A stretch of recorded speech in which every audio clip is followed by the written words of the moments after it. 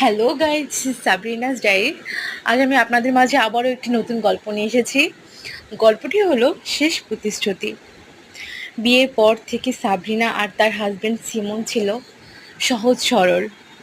Simon সবসময় বলতো, তুমি যতদিন আছো আমার জীবন ততদিন পূর্ণ।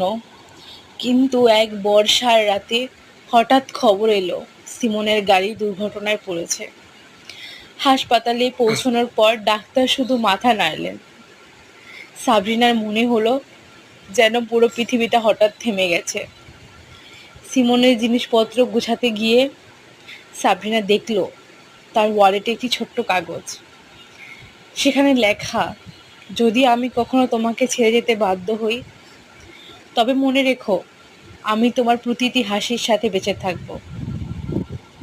প্রথমে সাবরিনা কেঁদে ফেলল, কিন্তু এরপর থেকে প্রতিদিন সন্ধ্যায় সে ছাদে বসে চা খায়।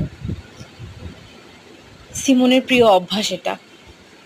আশ্চর্যের বিষয়, মাঝে মাঝে হালকা বাতাসে যেন কেউ ফিসফিসিয়ে বলে, হাসো সাবরিনা হাসো, আমি আছি। এই ছিল আজ আমার ছোট্ট গল্প।